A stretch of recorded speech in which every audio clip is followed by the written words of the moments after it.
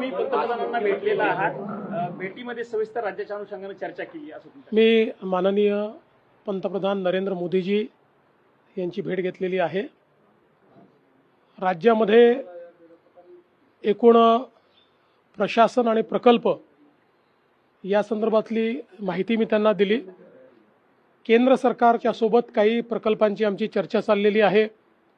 काही प्रकल्प वेगवेगळ्या स्टेजेसमध्ये आहेत, त्या संदर्भातली माहिती त्यांना दिली आणि एकूणच केंद्र सरकारकडनं काय मदत अपेक्षित आहे या संदर्भात देखील मी त्यांना जे काही पत्र आहे ते दिलेलं आहे. अतिशय चांगली चर्चा झाली आहे. पूर्वी देखील जेव्हा जेव्हा आम्ही केंद्र सरकारकडे मदत मागतो त्यावेळी ती मदत मिळते.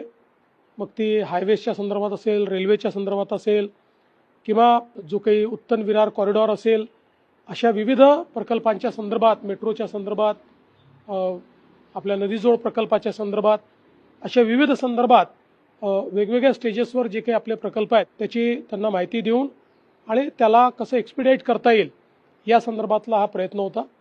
माननीय प्रधानमंत्री मोदींना भेटल्यानंतर मी निर्मला सीतारामनजी यांची देखील भेट घेतली आणि तिथे विशेषतः जो आपला उत्तन ते विरार हा जो कॉरिडॉर आहे जवळपास 55,000 कोटी रुपयाचा, त्याच्या संदर्भातलं आपण एक जायकाला प्रपोजल दिलेलं आहे.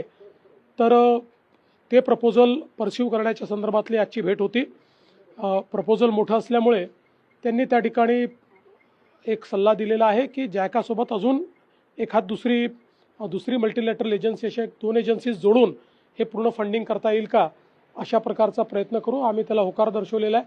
त्यामुळे त्याही संदर्भात पुढच्या काळामध्ये आम्ही वर्किंग करू. पण एक पॉझिटिव्ह त्याला आता एक प्रकारे एक रस्ता मिळालेला आहे आणि पुढच्या काळात त्याचं एक काम आपल्याला सुरू करायचं आहे.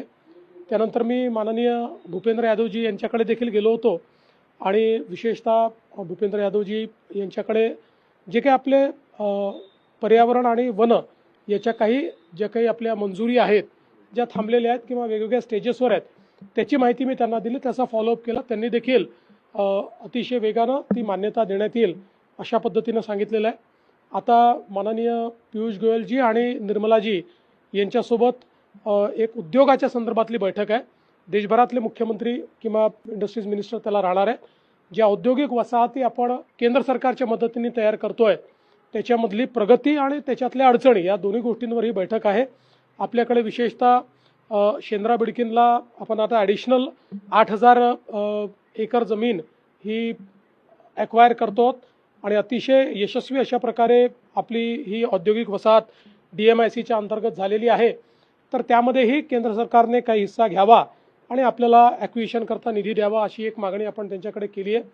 दुसरं, जो काही दिल्ली नागपूर कॉरिडॉर आहे त्याच्यावर एक औद्योगिक वसाहत तयार करण्यासंदर्भात केंद्र सरकारने सांगितलं होतं.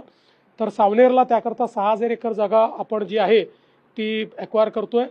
दिघीच्या संदर्भात त्यांनी एक मुद्दा मांडलेला, त्याचा आम्ही अप्राईज करू की 6,000 एकर जागा तिथे आपली ॲक्वायर झाली आहे आणि केंद्र सरकारने आपल्याला वन टाईम इन्फ्रास्ट्रक्चरचे पैसे दिलेत, त्याचं टेंडर आपण अलॉट केलेलं आहे, त्याचंही काम आपण सुरू केलेलं आहे. याच्या व्यतिरिक्त काही आपल्या छोट्या मोठ्या मागण्या त्याच्यामध्ये आहेत. विशेषतः मुंबई बेंगलोर कॉरिडॉर आहे त्याच्यावर आपल्याला जी काही एक MIDC तयार करायची आहे, जयकुमार गोरेजी त्याकरता झालेले आहेत, तर त्या संदर्भातलं एक आपली मागणी आहे.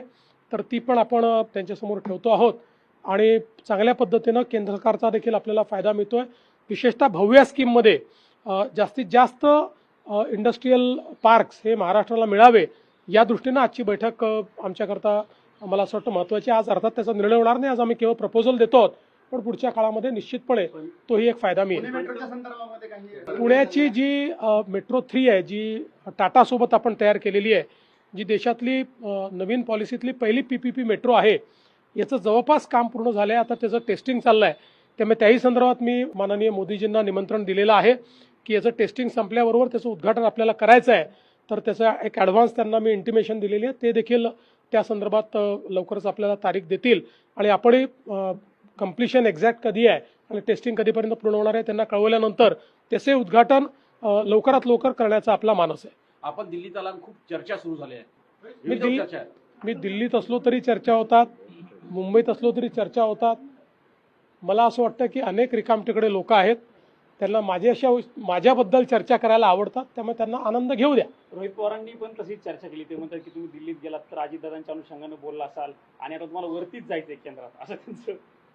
नाही, मला असं वाटतं की ज्याला जे तारे तोडायचे आहेत, ज्याला जे फुगे उडवायचे आहेत, ज्याला जी पतंग उडवायची आहे ती पतंग त्यांना उडवू द्या.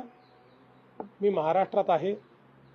महाराष्ट्राच्या जनतेने आणि माझे नेते नरेंद्र मोदीजी यांनी महाराष्ट्राची जबाबदारी माझ्याकडे दिलेली आहे. मी प्रामाणिकपणे महाराष्ट्राच्या जनतेची सेवा करतो आणि ती करत राहणार आहे. भाजपच्या राष्ट्रीय अध्यक्षांची टीम जाहीर झालेली आहे. या टीम मध्ये महाराष्ट्रातलं भारतीताई पवारांना संधी दिलेली आहे उपाध्यक्ष म्हणून. मी आत्ता अजून बघितलेली नाही, म्हणजे खरं सांगायचं आपल्यालाही माहिती आहे मी बैठकीतनंच बाहेर आलो आहे. पण जर टीम जाहीर झाली असेल आणि त्यात कोणी महाराष्ट्रातलं असेल तर आम्हाला आनंद आहे. मी एकदा टीम पूर्ण बघेन मग त्याच्यावर. तुम्हाला दिल्लीत पाठवण्यासाठी मागे कोण लागले? अनेक लोकांना असं वाटतं की मी दिल्लीत गेलं पाहिजे, पण त्या सगळ्यांना मी सांगतो की मी मुंबईतच आहे.